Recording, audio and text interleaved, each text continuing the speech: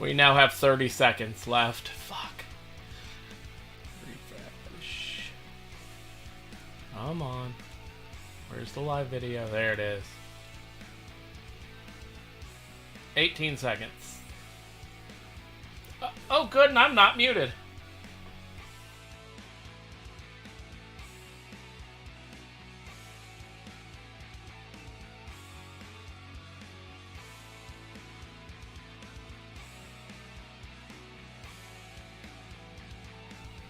All right, everybody. Here we are. We'll do it live. It is, what is it?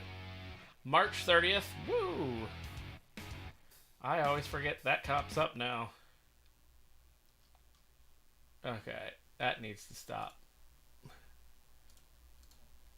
Okay, anywho, if you can hear me over that, because that needs to stop playing. There we go. Now it's over and done with. Wow, I hate that timer. Um, it started playing music afterwards, so I don't know what's going on with that. HeartlandDefenders.com, Heartland Defenders on YouTube, and now you see HeartlandDefenders.com on your screen. You now see our Heartland Defenders on Facebook on your screen. We are there. It is our public page, Heartland Defenders public page on Heartland on Facebook. Now, let's see here. Let me find my buttons since I moved them around again. There is Mike and Jacob. Hey, guys. Hi. What up? Wow. I'm working on. I'm gonna try and post this on our page and see if they kick us off. Well, I saw something pop up, so you shared something when right as I showed the page. You shared something on Facebook. All right, cool. It's still there then. Oh yeah. So yeah, share it on the page. See what happens. I mean, what's the worst thing that's gonna happen? They're gonna go. What's gonna happen? They'll just ban us. It's cool. We've been there before. It's not. Well, that's why I only put my name on it. So I figured we'll test it before I add names. Before I name names. And on the Heartland Defenders Facebook page, you'll see some articles we've posted. Let's see, Homesteading Hippie. Homesteading Hippie. Oh God, do you remember when we found the homestead? Do you remember when we found the liberal homesteader? No, it was like website? Homesteading Antifa or something. Oh yeah, Antifa homestead or liberal homestead. I remember that. I learned a lot of stuff from there. I did. I'll tell you what. The hippie guy is kind of, it's funny. I haven't read into him enough yet, but I'm curious why he calls himself hippie. I mean, it's a lot of it's pretty normal prepper stuff. So right. I'm kind of curious. But that's kind of ties into the conversation we're having with the prepping and sure. the first 15 minutes of the show. It's our like prepping Heartland group. What we are. And Mike, you brought up a hell of a point. Like reading through all the stuff you're putting there on the public page, it's like, wait a minute here. Heartland Defenders, we've said for 2 years now that we're a preparedness group. And when you really kind of look at it, we're more of a homesteaded kind of group. Well, so what you said there, before you get past that. Well, I had a point to it. Okay, go ahead. The point to make of I'll it circle is, back. We'll circle back. We'll circle back. Okay, we'll circle back. All right. Yes. No, the point I was going to make of it is, I think every one of us, whether it was 30 years ago, 20 years ago, 10 years ago, 10 minutes ago, whatever, started this journey in our life as prepping. And I'll air quote, prepping. We just bought a couple of extra cans of food or a few more pounds of meat. We got some extra vegetable, whatever. Then we kind of evolved and, storing a bunch of more stuff. Everybody kind of goes out and, gets the food dehydrator and the vacuum sealer and the water buckets, the how to store extra stuff. That's the prepping side, but me and Jeremy were talking about it a little bit ago. Inevitably, and it's not even by choice or design, after you've acquired the items, the knowledge, and the materials you need to do good prepping, you end up being a homesteader, maybe even unknowingly, because your home is self-sufficient. You don't have to guaranteedly go here or there. You go from buying produce to realizing you can grow your own produce.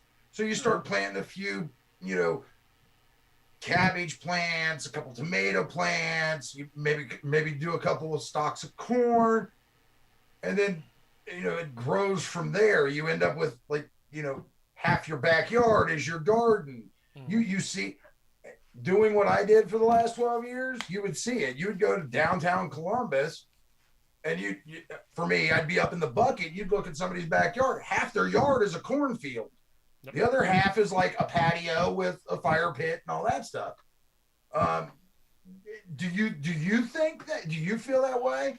That we all start as preppers for the most part, but you just kind of grow into a homesteading environment on your own. I agree, and that's where I think too that I guess maybe that's where the distinction we have kind of made it but not made it, where we call ourselves preparedness group versus prepper group. Mm-hmm. So I mean, I think we've kind of almost inadvertently like evolved there before without even realizing we evolved there, because we never, I guess at times when you're talking to people at gun shows and stuff like that, you say that we're a prepper group, but after almost preferencing that we're a constitutional preparedness group. Right. So and that I guess that's kind of what started the conversation with me and somebody else was, are the two words different or the same as far as preparedness and prepper or prepping? Is that the same thing or is it different? And does preparedness kind of maybe even encompass homesteading? Because it's a type of homesteading is a type of prepping. Yeah, homesteading to prepping is a direct correlation in my mind. Agree. Homesteading to prepping, direct correlation. Mm-hmm. Kind of an evolution. Prepping to homesteading. Preparedness to me is kind of I don't want to say touchy subject. I'm trying to think of the best word here. Kind of one of those like gray areas. We'll go with that. Yeah, that's fair. It's a gray area, because preparedness to me doesn't have to mean you're prepped. Doesn't have to mean that you have the skills and the knowledge to do whatever needs to be done, like prepping does, in my mind. But preparedness just means that you have prepared for something. Whether it's education, whether it's you just know what to do in that situation. Because there's a lot of preppers that aren't fully prepared. Knowing CPR. That's preparedness for that instance. That's not prepping for that instance. Prepping would mean building your IFAC and that's kind of where I got with the prepping, because I think, Jeremy, you just said it kind of perfect right there. And we know people. We won't name names, not currently. But inadvertently we might. But we know other groups, and not even necessarily in Ohio, but even outside of Ohio, that are prepping or preparing, and they're really only prepared for situation A. Which is, I mean, it's they're we don't even need to get into what. Yeah, as soon as I went to it, I went, maybe I'll leave it alone. It's the same concept. It's the same concept that we talked about before. Is only being focused on one thing. Right, and is that this guy's going to do this one thing? That's the only thing I'm concerned about. They're not worried about. Well, I mean, this leads into my conversation at the end of the show, but. It's only being focused on one thing and then something else happening, and you not knowing that the bad thing's actually happening over here that you're preparing for. but you're staring at this. Right. Yeah, well, and so and part of this conversation, I was talking to someone. I was talking to someone not at this last gun show, but the gun show before, about prepping and homesteading and stuff like that. And then what really got me into asking the group was, if you go onto our Facebook page now and you look for the Bear Independent post that I made, and watch his post, because he kind of really started out as a prepper, okay, so to speak. But he really, and it's a really kind of deep video from him if you watch him, if you listen to the words he's talking about. Because he's got, behind him, he's got all the cool stuff, and that's kind of what he goes into. The hoarding versus stockpiling video. Yeah, exactly. But it's a good video, right? Right. Yeah, I did watch that when you posted that. Yeah, dude, and it's a solid video, and that's what It's funny because that's what made me think back to the conversation I had with somebody at Summit Gun Show. And it's true. I think. The preppers, everybody hears the word preppers, and of course they think of, Discovery Channel or whatever, and they think that's prepping. But I think that Bear Independent said it better, that it's really, that's why he doesn't really necessarily like that word, because it's kind of become, a dirty word, almost like militia, it's right. kind of the same kind of thing. Which is why a lot of people prefer homesteader. But yes. To jump back before we keep going forward, the difference for me between prepping and homesteading, though, is for a lot of people, it's after you get out of your bag and you start realizing, your everyday carry bag to your bug out bag, and you start including your home into your preparedness and your prepping with, 50-gallon drums collecting water, that kind of thing. Yeah. Jeremy. And that's his thing, though. If you listen to that video, is that he's prepping to be self-sufficient, which kind of makes him a homesteader. Yes. Yeah. Exactly. Well, in that instance, Jeremy, the whole including your home into your prep, for me and with the girls, this is kind of how I've explained it. Like the camper, we got the camper, right? And we got the camper right as COVID was really getting started, and all the conspiracies were flying around. They were going to shut off the power for weeks on end. They were going to do it. You guys remember all that, right? It's not the time to talk about that. But that's when we were in the camper, and that's when we were in the camper. And when we went to go buy the camper, we cash ready to buy, we're going. It was brought up should we really buy the camper, or should we say, keep a hold of this cash just in case such and such happens? At that moment in time, that's when I took the opportunity to explain it.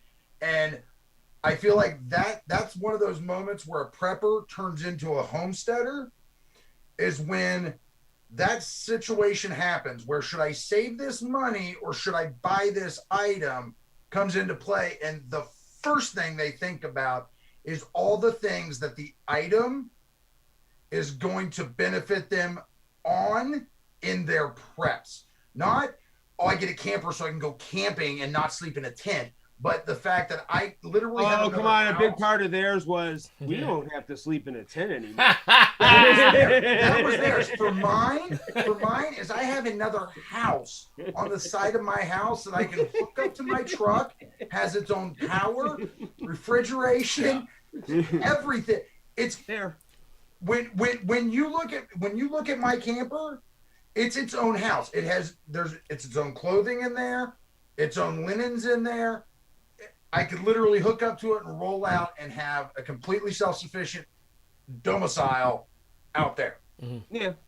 So again, to bring in the prepping to homesteading. You got 30 seconds left. There is a moment that you as a prepper will start deliberating an item or a reason to learn something, And instead of thinking about just that thing, how is it going to benefit my prep? How is it going to work more than just this one thing? How is it going to deal with all of these other things? That's when you realize that you've gone from prepping to the big giant homesteading, the just being prepared. And I don't think homesteading even yourself. has to be. Yeah, I don't even think homesteading has to be, because I know a lot of people think, ooh, homesteading, it's got to be I got everything, I got this big giant land with all this. I don't even think it has to be that big. No, I think being self-sufficient is the biggest part. Your one article in there goes from the Apartment Prepper. I haven't read that one yet or watched that one. Do you realize how many YouTube videos there are for apartment preppers, for quarter acre preppers, for postage stamp lot preppers? Like I said, I worked in downtown Columbus for the last 12 years. I'd boom up, I'd ladder up, and I'd look over into a yard and see half the yard is a right in the middle of downtown. I mean, and I'm talking like, the houses on Main Street. Here where I live, there's more than enough people in this town with chickens and where you're allowed, yeah. I mean, we got pigs. Right. I mean, it's kind of well, and that, I mean, have you watched? So you haven't watched that Apartment Prepper one? No, I have not been able to. Yeah, yet. he's pretty.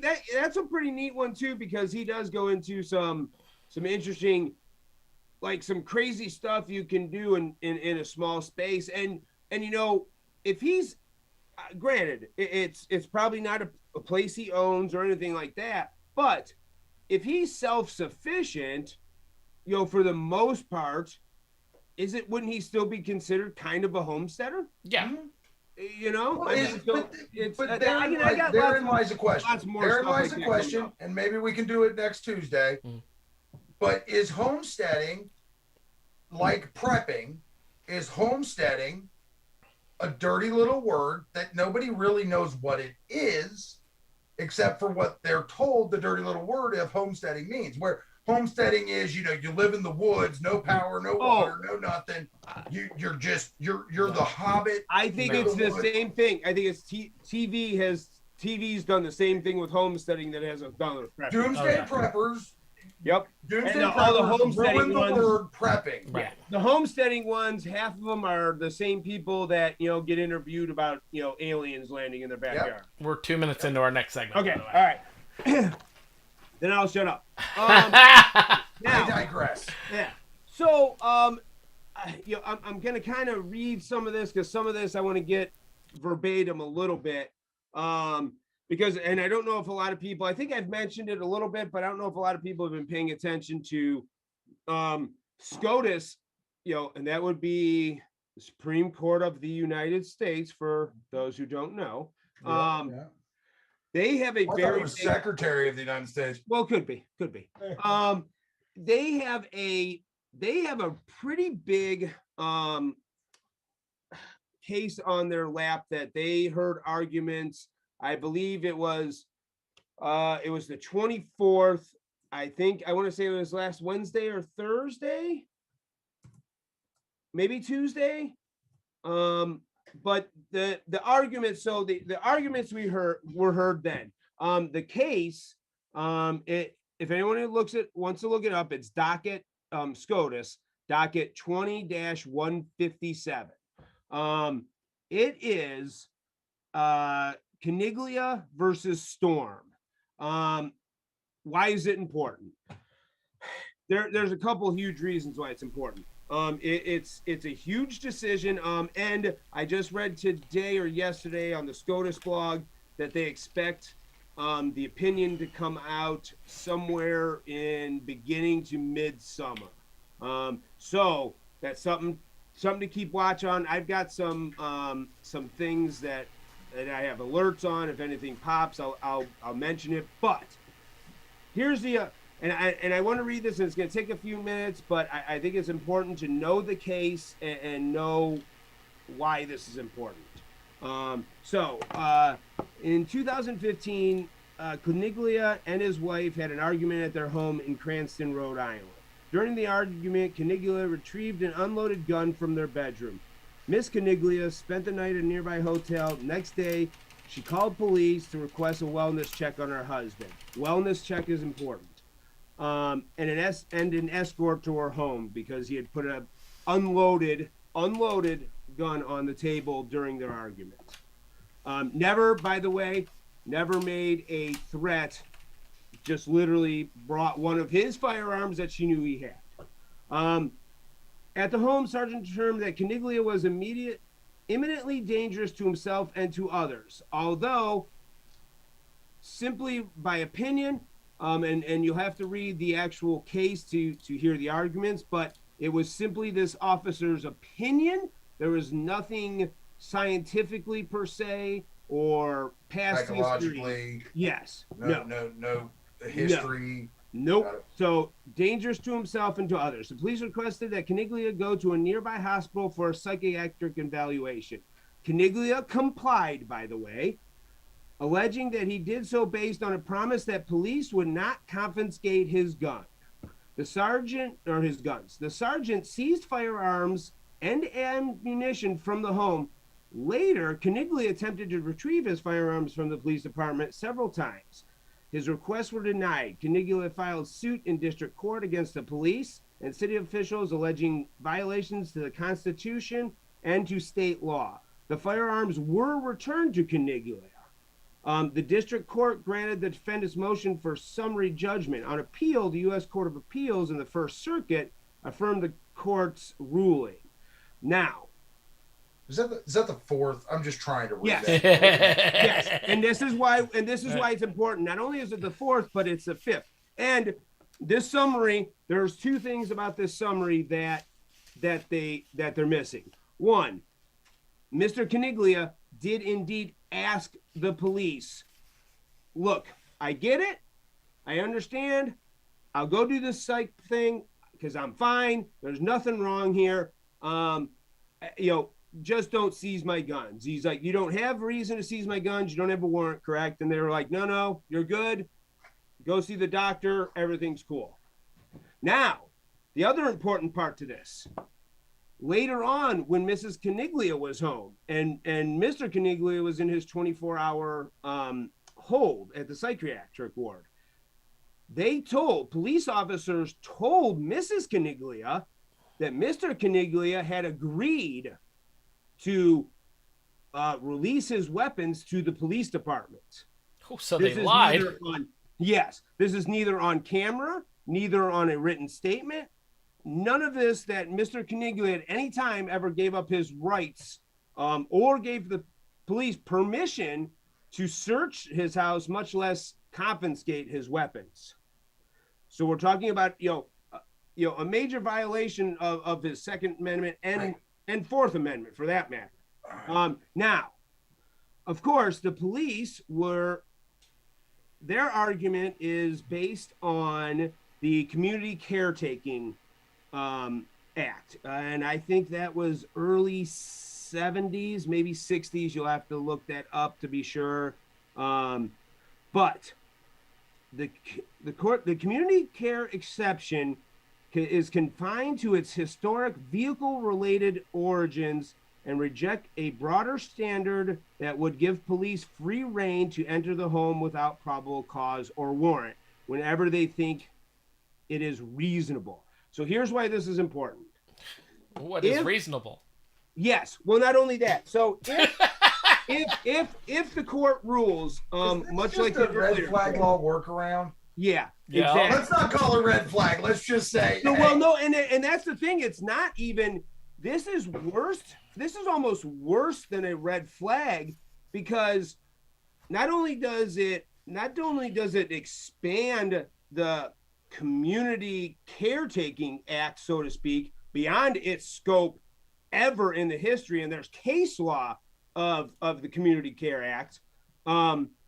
It goes way beyond that scope in the fact that this would literally abolish the Fourth Amendment because basically, let's make sure that YouTube gets what they want.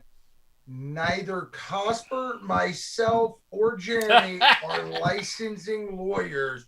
we're just three dudes on a video. Oh yeah, no, this is and this is all our opinion. Oh, I know, and but here's the thing: 99% of what I'm telling you, with a couple of small paraphrases, is not even opinion. This is facts that you can read, and here's why I think people should take note of it. The American Conservative for Liberties organization, which is basically a conservative version of the ACLU. You know, I don't know if everybody knows who the ACLU is, but they are very usually liberal leaning rights organization. Mm-hmm. Those two organizations have combined to fight this case. Really? They are working together. So you're saying this is one of them where the left and the right are like, hell no. Yes. Literally both sides have combined on this because it clearly violates your Fourth Amendment rights. But Mike, let me ask this question. Absolutely. You're obviously heavily following this one. Yes. With SCOTUS. Ninth Circuit Court ruling last week, or late last week, if I'm not mistaken, because we didn't really talk about it in the show. The Ninth Circuit Court's ruling that it is not your right to carry a firearm, concealed or open carry. Do you think these all have the same reasoning for being brought up right now? Well, I mean, I think I've said it before, yes, and I'll say no. Yes, no. I've said it before. I'll say it again. Every goddamn thing that's happened in this country for the last 50 years has been a brick. It's not a big ass fucking smack in the face. It's not it's not Beto or Rourke or whatever his name is saying, hell yeah, we're gonna take your guns. It's not that. It's a brick.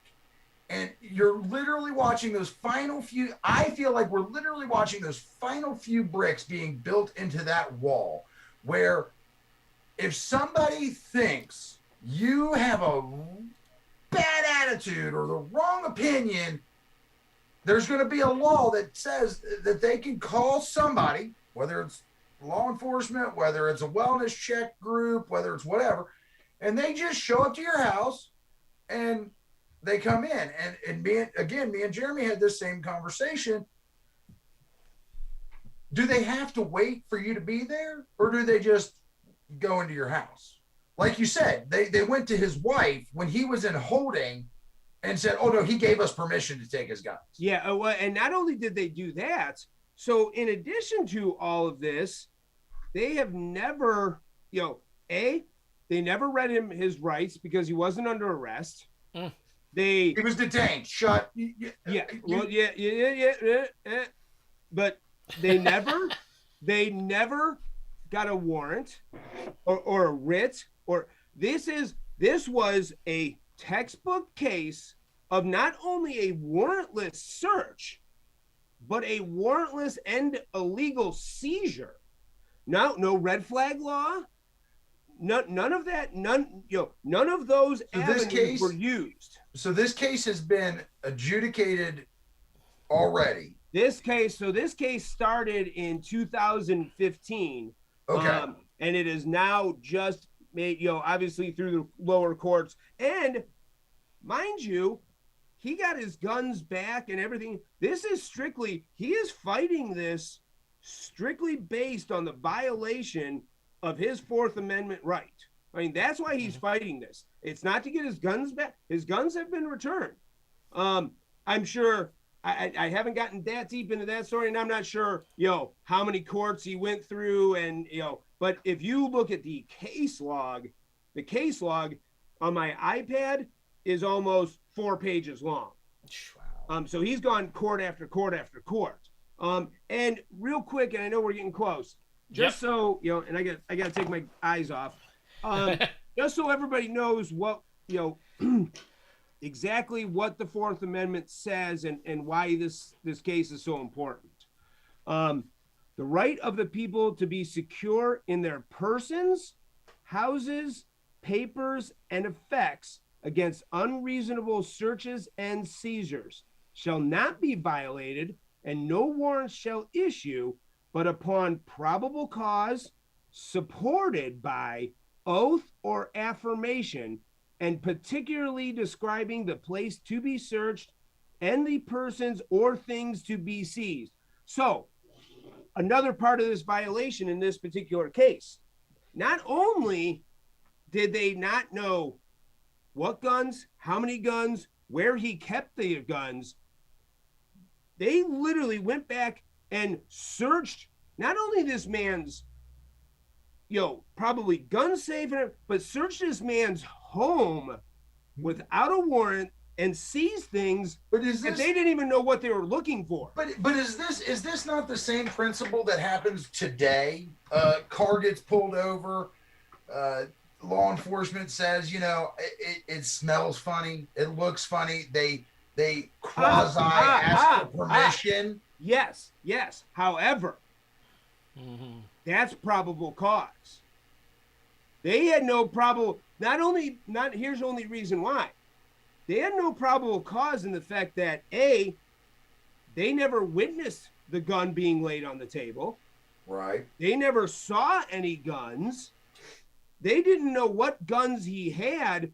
There was no probable cause, and there was no permission given.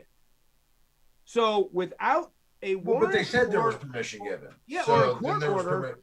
I mean, we do everything on feelings. So there was somebody at some point said. That's the the scariest part about this, is it would give law enforcement, let's say you came, not knowing you, Jacob, let's say a cop came into your house, you're screaming at the kids or whatever because they're bouncing off the walls. Mm-hmm. He could literally say, oh, he's mentally unstable. Yep. I'm going to have him checked in for 24 hours. Yep. And not only that, I'm going to make sure that when he comes back, the house is safe. So I'm going to seize all his guns. Yep.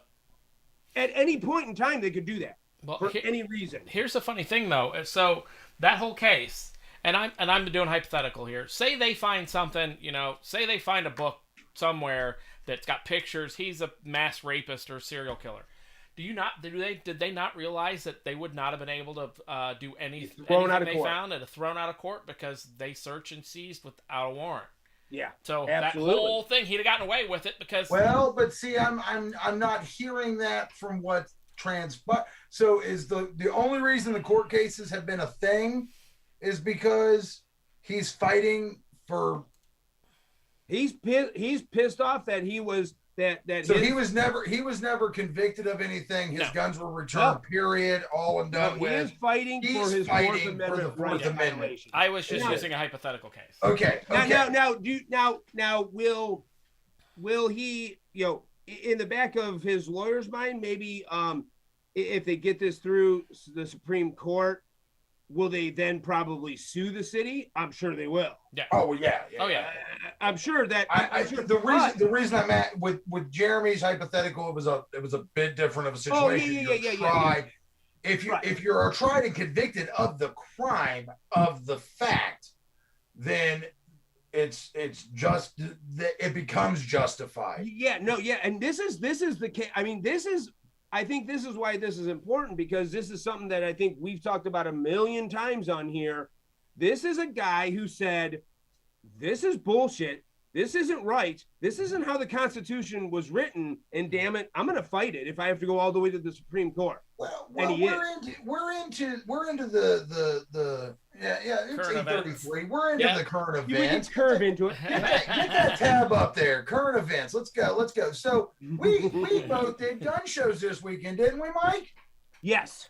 Yeah, we both did gun shows down here in Central Ohio, up there in Northern Ohio. Yeah, we both did gun shows. And we were talking to each other, weren't we? We were having conversations there on our private chat, Discord, right? And a funny story happened for both of us. I didn't say mine, but you said yours.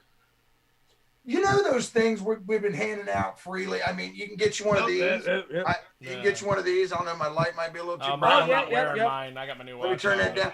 We the people. Or one of those. Orlando, get one of these. And then, Jeremy just popped one up. Not the same one we're giving away for free, but I bet you Cosper's got a couple up there with him.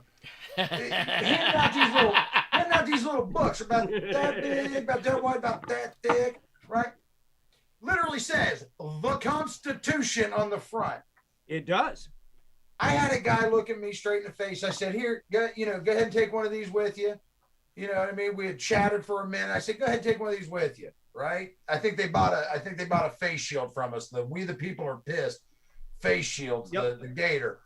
I said, "You take one of these with you." And he says, "Oh no, I give those out." And I said, "Well, take one with you." And he goes, No. I give them out. I said, "Well, take another one and give it to somebody else." Right? Mm-hmm. That's what I ran into. Cosper, tell your story, because I find that one just disheartening. Oh, there's a couple, but I think I know the one you're talking about. Yeah. So I was talking to a young lady, but not so young. I found out she was 40. So her and I were talking. She liked the shirt. She was, interested, and of course, remembered the, I got your back, bro. The whole, First Amendment. Yeah, Second Amendment, I got your back, bro. Remembered the whole, as a kid, the cartoon and all that. Yeah. And she was, looking, and she's like, asked about the bands, and I was like, yeah, they're free, take one. And then she was like, oh, what about the the books? I'm like, yeah, it's Pocket Constitution. I'm like, yeah, take one. If you want to read it or pass it out. And she's like, well, I think I'd probably take one because I'm not really sure what it is. I've never really read it. Oh, fuck! And I'm going to use that word because 40 years old. Never read. For you in the peanut gallery and the school thought process, 4 decades of living in this country, saying I have no idea what that is. I'm old. And I'm telling you, she was a born and bred, blonde hair, blue-eyed 40-year-old woman. I mean, it's not like she just moved here from Argentina or and that's wild because I'm only a couple years older than her. And they forced the Constitution and the Bill of Rights down my throat for 2 years. I'm 1 year younger than her and know the Constitution. Now, Cosper, let me ask you this question. Do you feel like that might be because I had a gentleman at the table this past weekend that pretty much expressed to me that the answer to all of our woes and all of our problems is to make every 18-year-old able-bodied man and woman join the military for 6 months, is what he said. I said, well, no. That's 2 years. You do 2 years. 18 to 20, you do 2 years. Period. Done and over with. And there's a song out there. I'll find it. I'll have Cost or Jeremy play the beginning of it. It literally starts out saying he joined the Army. They shaved his head and he got to basic training and they said, boy, you're going to learn how to suffer. And I'll tell you what, 2 years of military will teach you how to suffer way better than the first 2 years of college being catered to. But I digress. That was his reasoning. We should just have every able-bodied man and woman be in the military for 6 months. I said 2 years. He said, well, how about we just do the draft? And then I got into the whole conversation. Oh boy. Yeah. No, the draft brings a lot of hostility and angst and anger. And number two, we're not in an active war. The draft was used when we were in active wars or with Vietnam. It was a peacekeeping mission. Yeah. I got it. I get it. But it was used when we were actively fighting, and I don't think drafting people to go to duty station Iraq or duty station Afghanistan is a war anymore. It's not really. Well, and not to mention there were kind of a lot of people dying at the time. Yeah. Kind of needed to replenish. So do you think though, constitutional knowledge and knowing at least what the Constitution is? I'm air quoting the shit tonight. Yeah, that's right. I know. Do you think maybe that's because they don't really push the military as the answer out of high school? They push college, and we already kind of been established in life that college is very liberal in feelings, not Constitution. Yeah, but even my son. Yeah, but not even my. I mean, even my son in. Not that. I mean, it's 5 less years ago. I mean, they still did the whole. They still did. Had all the all the different branches at the school on career day and all that. Mm-hmm. So I mean, I'm not saying they're not going to have the military. I'm not going to say they're not going to have the military there. I'm saying chances are the individual you spoke with, 40-year-old, was not in the military. And if she was, it was not like, hua, my oath is the Constitution and protect against all enemies, foreign and domestic kind of feeling. Or she did. I mean, how do you not know what the Constitution is? There are literally conversations that just happen where you're like, I plead the fifth. There's many ways that you could have gone through school and not, even if they've taught it. Yeah, I mean, there's kids that graduate that can't write. So tell me one person you know that doesn't know what I plead the fifth means. Through my life, I've met a couple. Actually, more than two than on both hands. Is it the same concept of you're so bright you think corn grows in a can? Yeah. Is it the same concept? Yeah. Well, I think you're answering your own question. I mean, there's there's people who think eggs are killing chickens. So, meat comes from the butcher shop. Yeah, I mean, or the grocery store. That's where it comes from. I mean, sorry, folks. I took this down against walk. I mean, but 4 minutes early. My bad. I'm sorry. And I don't think, no, because I don't think that, especially here, I think that's why the draft itself was so met with such angst too, is the fact that there's nothing in here particular that says that's part of what it takes to be an American. So I think that but to get into shenanigans some more, the sons of bitches out here screaming that the only time you're allowed to own a weapon is if you're in a militia. Well, then I guess I am a militia, because I'm going to run with what I started in the Army with. You want to know what that was? Army of One. So. Yeah, but I mean, but it's true. But I mean, there's people. I would say that it's fair to say there are more than a few great Americans, patriots, even presidents, and even probably some people that have been in Congress and so on that never served, and I would still call them great Americans. Okay, I'm gonna ask you this question. So are you essentially saying that to hold the Constitution up again? One of these. Yep. To be a great American, you should probably know what that is. Well, yes, I would think that would be part. Yes. Well, okay, so that's one. Yes. Know what the Constitution is, and at least know the first, second, third, fourth, and fifth. Well, I mean, here's the funny thing, though. Becoming a U.S. citizen, being a immigrant coming into the United States, they actually have to learn this. Yes. At least this version of it. It doesn't have to be the big,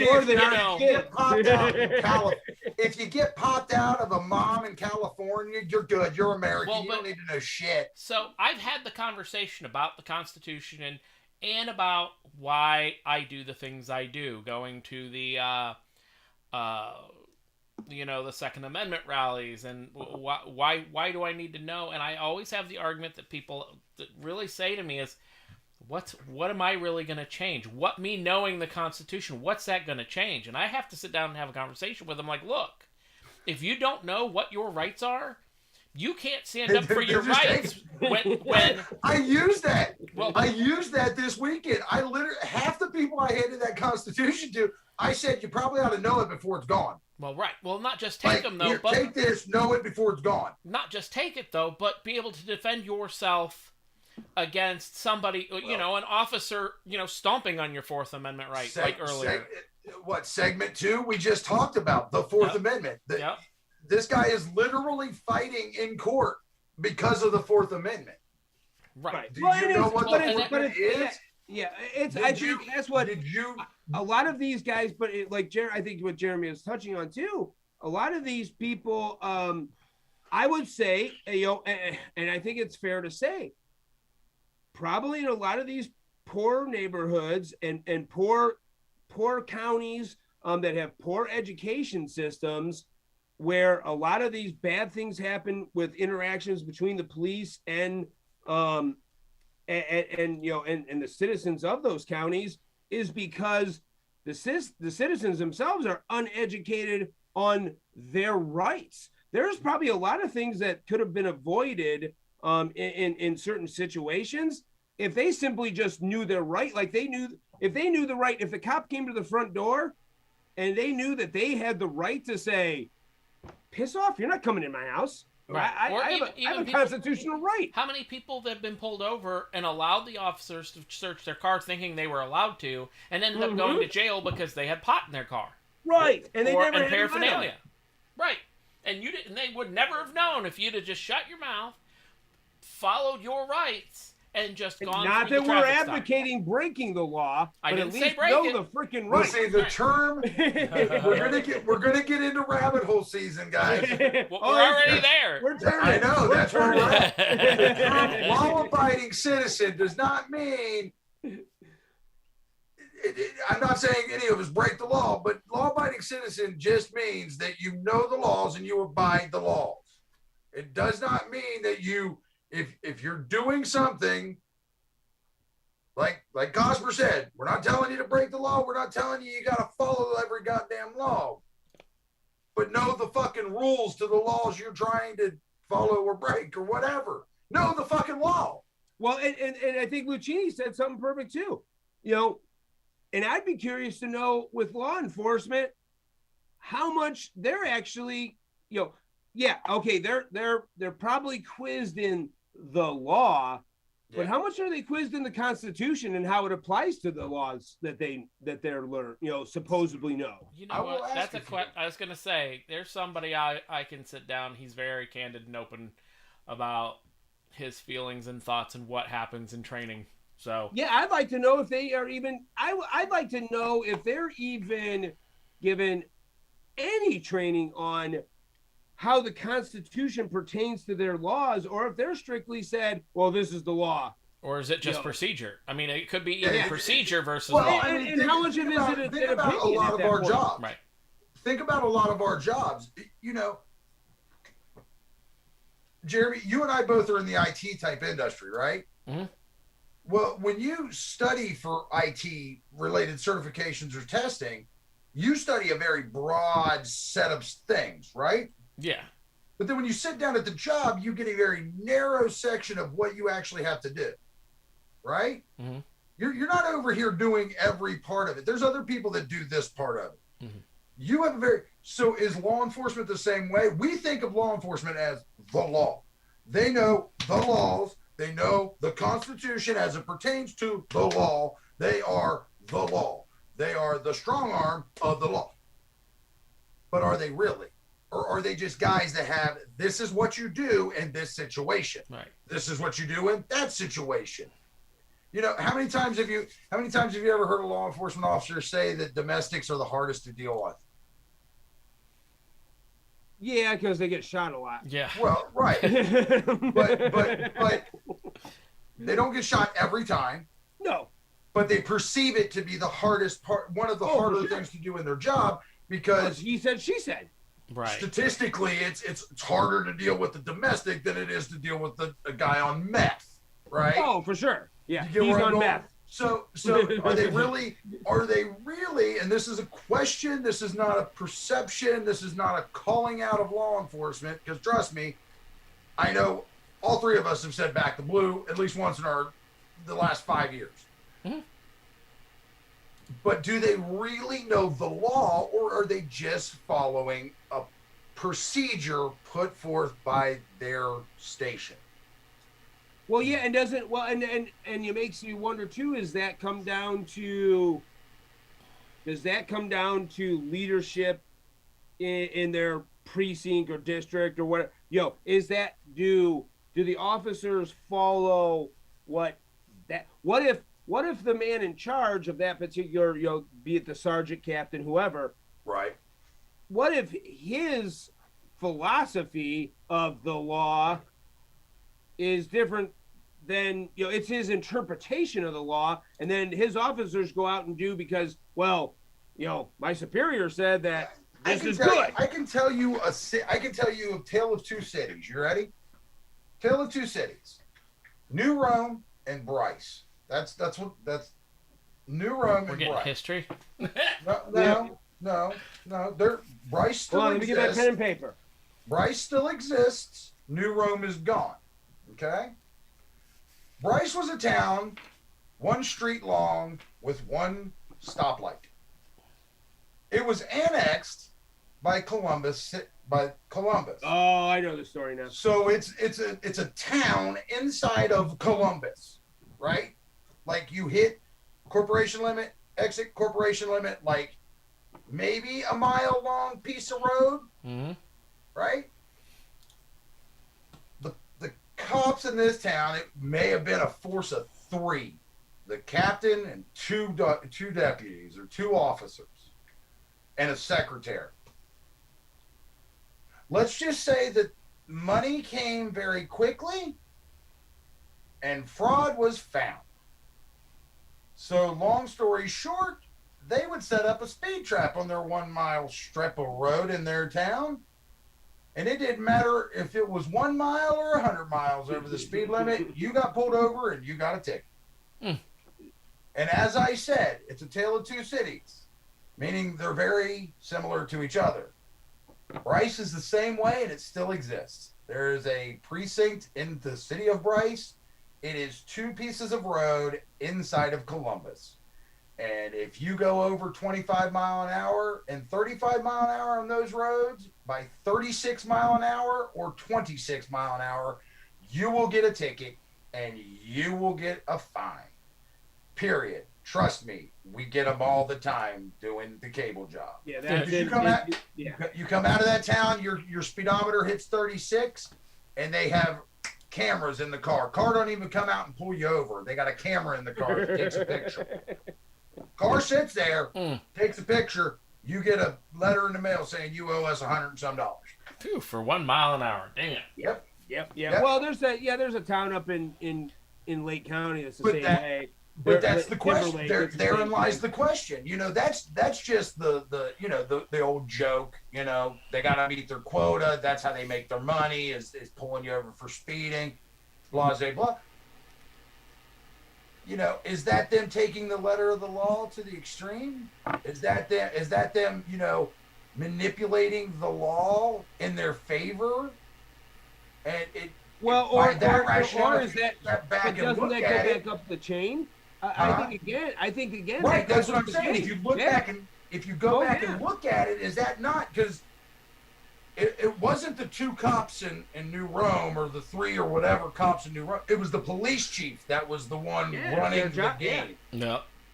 You go where I'm going? So it kind of leads credence to the thought process, you know, do these guys actually, and again, it's not the all cops concept, but do the majority of or some of or most of the law enforcement officers out there actually consistently, constantly study the law and the Constitution and all these things? Or do they just have a process and a procedure that they follow through every few weeks or few months? It changes to where, you know, if you get called to this, you have to go this way and do this and do that. And it's just some person up above that's changing their mind or doing well, and that's so, and you know, so playing off of that, that was one of the things. And again, you know, you have to go back and see who started it. The original guys who started the defunding the police, which wasn't really defunding the police. It was actually rather than regular cops be, you know, overarmed and undertrained, leave that kind of stuff to the specialty units like SWAT and that kind of thing, and use that money instead to train the officers better and more often. You know, take that same money and train them, because I think, again, that's becomes a lot of the problem. You know, I don't think on a whole officers are bad. I think they are undertrained, and then they probably do fall back on procedure rather than training, because they don't get enough training on how to deal with situations. And let's say you go to your training or your schooling is in an upscale neighborhood in a place where things just don't happen. Your first assignment is in a poor neighborhood full of crime. Were you really trained to deal with that? Right. I mean, I think you also have to get into because policing in my town compared to policing in, say, East Cleveland. Yeah. I mean that you're not but yet both officers get the same training. They're almost at times, and this is not a bash on police thing. I think at times they're almost set up to fail because they aren't trained to deal with, those kind of situations. And I'm sure it's not easy to train for that situation. I mean, who goes into being a cop going, this is what, and maybe some do, but this is the situation I want to be in every night. I want to be in a situation where I might have to shoot a guy because he's coming out of the car with his hand in his pocket. Right. I don't think anybody goes to become a cop and that's their first thought. Yeah, I don't know a whole lot of cops whose first idea of being a cop is to shoot everybody they find. Right, and yet you hear organizations out here all the time. And you think that's what? Yeah, they're just trained to kill. No, they're not the Marines. Yep. Well, and even with that said, you actually sit and talk to Marine. They're not. Yeah. Is that before or after the crayons? Oh, sorry. Crayons is the introductory system. Now, you sit and talk to Marine, you sit and talk to Army vets, you sit and talk to combat veterans, you sit and talk to these people. PTSD is a thing. And I mean, personally, I feel like a lot of cops come out of 30 plus years of service and they're not going to admit it. And it's not going to be the same scenario of how they react, but they probably have just as much PTSD symptoms and likeness as a lot of combat vets from a year or 2 or 3 or 4 or however many tours you do. They get the same kind. They have the same kind of problems with the receptors and the channel. That being said, if you actually know people that legitimately, and I say legitimately because, again, we're in shenanigans and we can, bust those balls for 3 more minutes, who legitimately has PTSD or light or heavy PTSD versus the masses that's like, I have PTSD, I have this, I have that. You actually I once saw a guy with a big back scary gun once. Yeah. Well, don't forget the dude who shot the AR. What was that? 2013, 2014, 2015 maybe. Dude shot the AR and said he came away with PTSD. Yeah. Oh, yeah. Remember this? Yeah, the reporter. Yeah. Right. Yeah. Okay. So no, not that guy. That guy doesn't have PTSD. Okay. That guy's a pansy. Yeah. That guy's just stupid. You sit and talk to people with PTSD. It's kind of one of the things that you kind of get from it is it's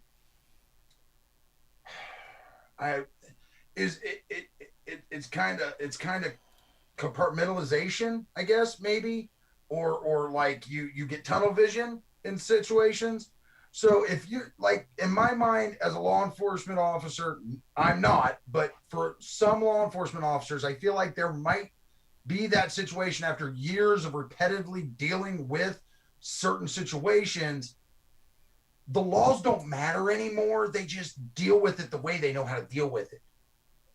Probably.